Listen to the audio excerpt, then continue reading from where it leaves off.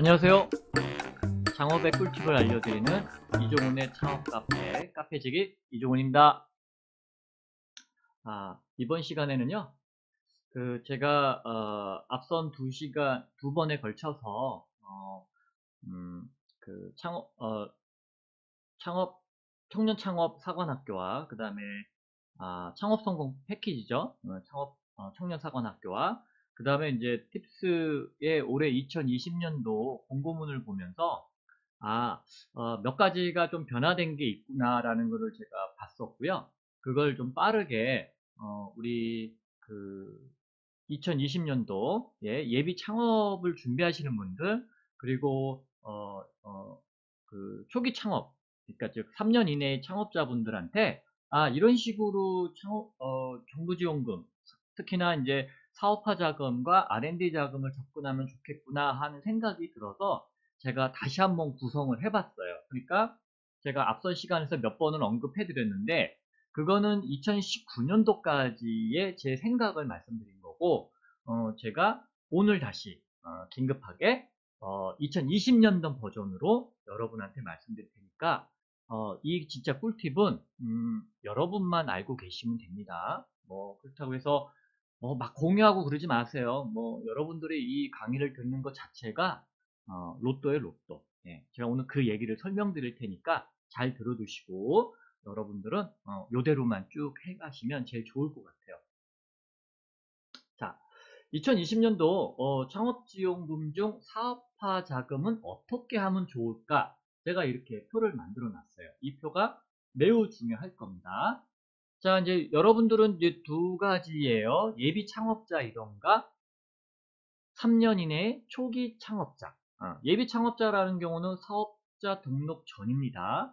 그리고 사업자 등록을 한 3년 이내, 그러니까 사업자 등록을 하고 3년 이내가 초기 창업자가 되는 것이죠. 제가 주로 이제 이 강의들을 그리고 또 제가 이런 유튜브를 하는 이유가 이 두 분들을 위한 거예요. 사실 이제 3년 이상은 저보다도 훌륭하신 분들입니다.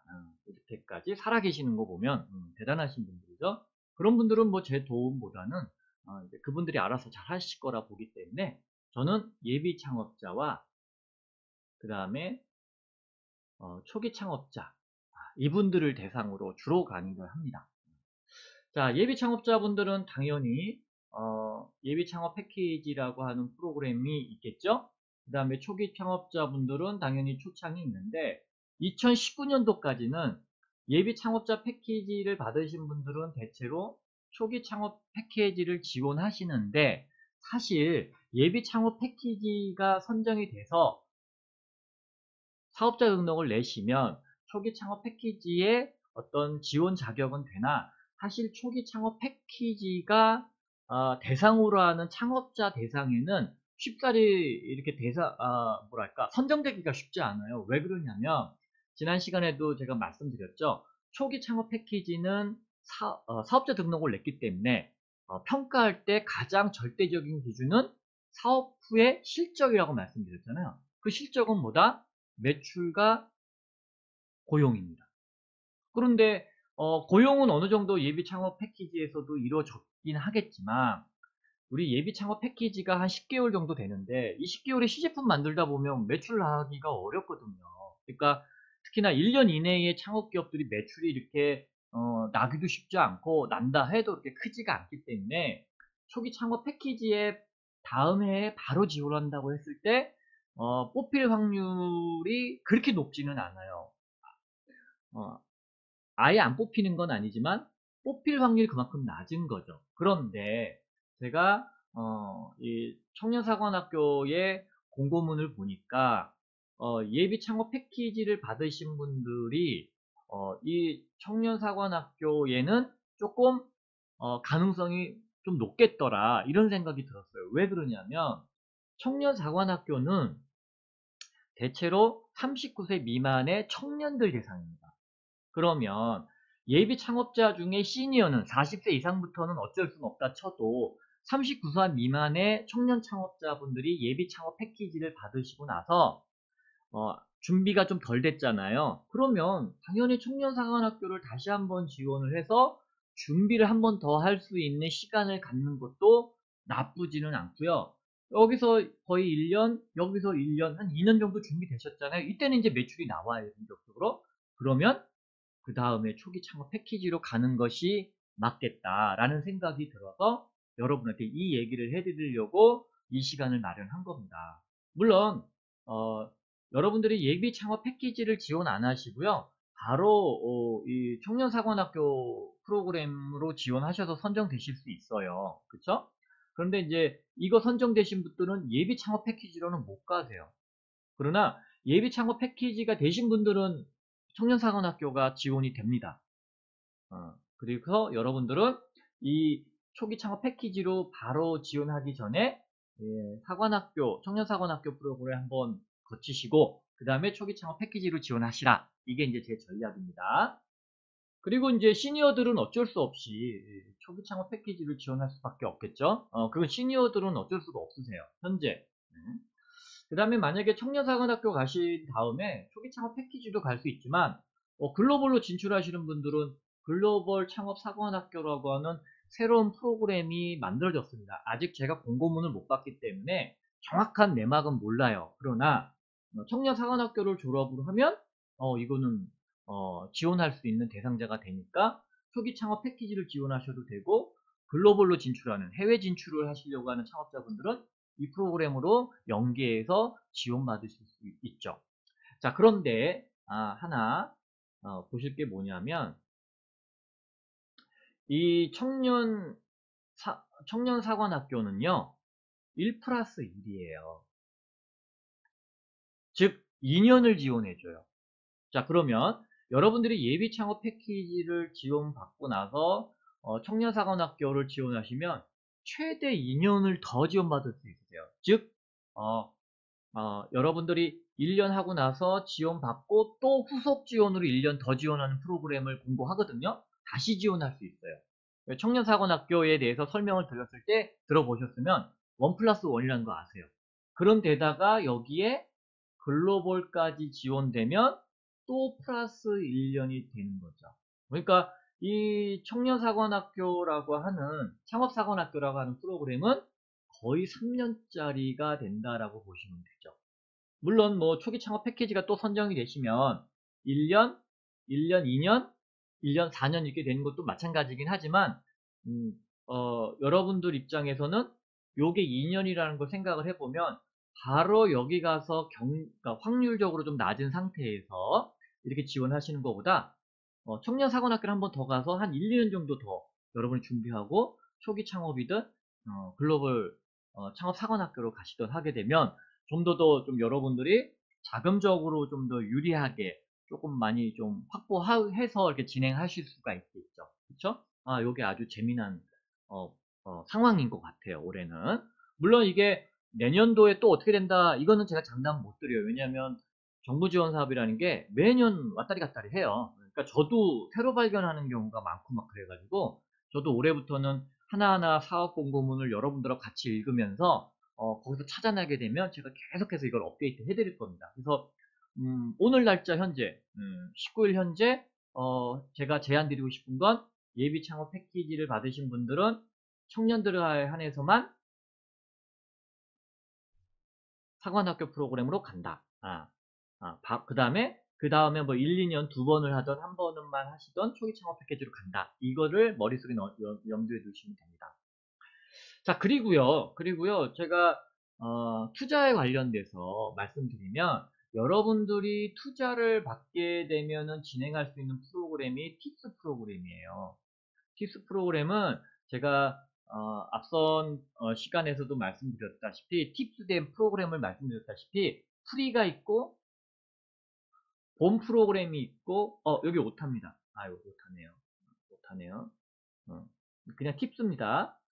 팁스가 있고 그 다음에 포스트 팁스가 있어요. 그러니까 팁스를 받고 이렇게 넘어가는데 요거는 말씀드렸어요. 6가지 조건에만 맞으면 자동으로 넘어갑니다. 일로. 그렇죠. 그런데 제가 말씀드리고 싶은 거는 뭐 이 프로그램을 다시 설명드리려는 건 아니고요. 이 프리 팁스가 사업화 자금이라는 거예요. R&D 자금이 아닙니다. 그리고 포스트 팁스도 사업화 자금이에요. 이 사업화 자금. R&D 자금은 요 팁스만 R&D 자금이에요. 왜 R&D 자금을 말씀드리냐면 R&D 자금은 4번만 할 수 있는 횟수 제한이 있어요. 그렇기 때문에 여러분들이 뭐 창업성장 기술 개발할 때 팁스가 된다, 뭐 창업성장 기술 개발 사업이 된다 그러면 이거 다 포함해서 4번밖에 안 돼요. 최대 7년 이내에. 그런데 얘네들은 창업지원금이기 때문에요. 사업화 자금.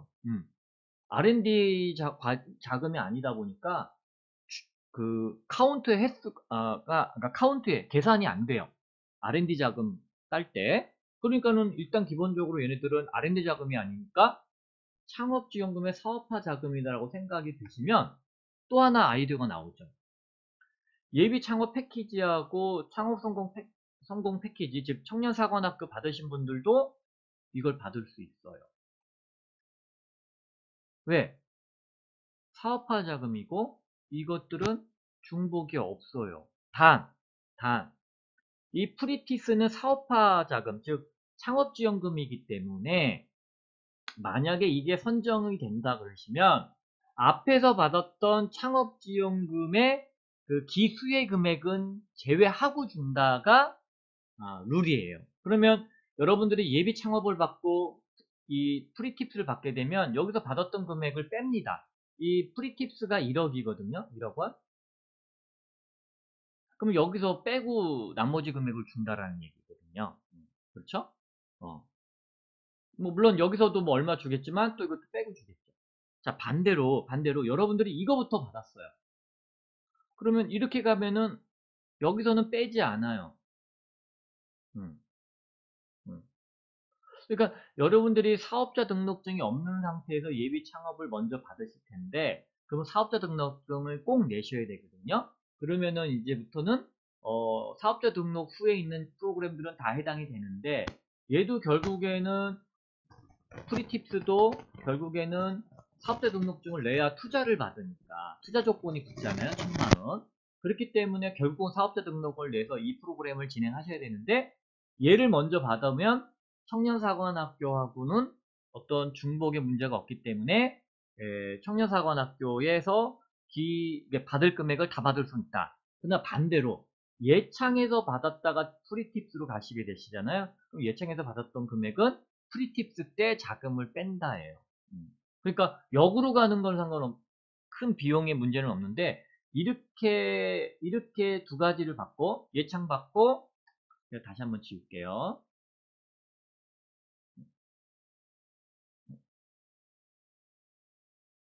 어디 갔죠? 음. 자, 여러분들이 예창을 받고 그 다음에 청년사관학교 받고 그 다음에 팁스를 받을 때는 분명히 앞서서 받은 프로그램을 뺀다. 여기서 선정이 되면. 근데 반대로 여러분들이 예창 받고 여기서 일단 빼겠죠. 그쵸? 예창 금액은 뺄 수밖에 없어요. 이게 선정이 되면 앞에서 받았던 창업지원금은 뺄 수 있어요. 그러나 만약에 창업 성공 패키지로 거꾸로 가게 되면 이 금액은 안 빼요. 재밌죠? 그러니까 여러분들이 이렇게 가느냐에 따라서 금액이 조금씩 변동은 된다. 그쵸? 근데 얘는 기본적으로 투자가 선행이 돼야 되니까 여러분. 투자가 선행이 돼야 되니까 여러분들이 투자 관계에 대한 기관 거기 나와 있습니다. 제가 팁스 때 말씀드렸어요. 그 기관하고 사전에 많은 얘기들을 해놓고서 투자에 대한 얘기가 끝나고 나서 들어가야 되니까 뭐 많은 대다수의 창업 기업들이 이 팁스 프로그램으로 진행할 수는 없을 거예요. 그러나 진행한다면 제일 또 좋은 프로그램 중에 하나죠. 자, 팁스 때도 말씀드렸어요. 이 팁스가 선정된 이 포스트 팁스는 오타고요. 이 팁스 프로그램이 선정된 창업팀은 사업화 자금과 마케팅이라고 하는 창업지원금을 또 수혜받아요. 1억씩. 그럼 얼마예요? 2억이죠. 2억을 더 많이 받아요. 그럼 앞에서 받은 거랑 이렇게 받은 거랑 아무 문제가 없어요. 중복 문제도 없어요. 재밌어요. 그래서 이 표만 보더라도 정말 그 창업자분들이 잘만 하면은 자금은 정말 많이 구할 수 있어요. 예를 들어서 여러분들이 그냥 아이디어하게 본다 그러면 예창 1억, 청년사관학교 1억, 1억, 그러니까 1억, 1억, 1 플러스 1이잖아요. 최대 2억, 그 다음에 포스트팁스를 가든가, 아니 프리팁스를 이렇게 거쳐가면 1억, 1억, 2억, 4억, R&D 5억, 얘네들 2억, 6억. 그러니까는 벌써 1억, 2억, 3억, 4억, 9억, 11억. 벌써 여기까지가 11억이에요. 그 다음에 여러분들이 또 일로 갈 수도 있잖아요. 촉이나 도약이나 글로벌 창업 패키지로도 이거 받으면서 그 다음에 여기서 성공만 한다 그러면 또 5억이 나와요. 이거는 또 뭐다? 창업지원금이에요. 창업지원금. 그러니까 엄청 자금을 많이 받을 수 있어요. 그러니까 여러분들이 사업만 실적, 아웃풋에 대한 부분, 아웃풋 뭐다? 매출과 고용 창출을 그때그때 내주면서 가시기만 하면 정말 이 정부지원금은 많이 받을 수 있어요. 그러면 큰 도움이 되겠죠. 그런데 정부지원금만 받은 건 그건 불가능해요. 여러분 실적 없이 나라 돈만 받겠다? 아, 그건 불가능해요. 자, 그 다음에 이제 소상공인도 한번 정리를 제가 지난번에 해드렸을 텐데 다시 한번 해드릴게요. 생활혁신형 창업지원금은 융자라고 말씀드렸고요. 예비 창업자 때부터 시청을 할 수가 있고 2천만 원을 줘요. 2천만 원. 그리고 여기에 신사업 창업 상한학교라고 소상인 대상으로 또 프로그램이 있어요. 여기 사관학교하고 똑같아요. 일반 창업 사관학교하고 여기도 2천만 원 줘요. 그런데 이 앞에 2천은 융자라고 말씀드렸어요. 융자. 이거는 그냥 무상으로 주는 출연금이에요. 그 융자니까는 어쨌든 중복문제는 없겠죠? 일단 성격은 융자잖아요. 그렇죠? 그리고 실패했을 때 출연금으로 전환되는 거니까 그때 가서 충돌은 될 수 있을지언정 일단 받을 때 당시에는 융자금과 출연금의 차이예요. 그 다음에 R&D 과제도 있다고 말씀드렸어요. 이거 소상공인.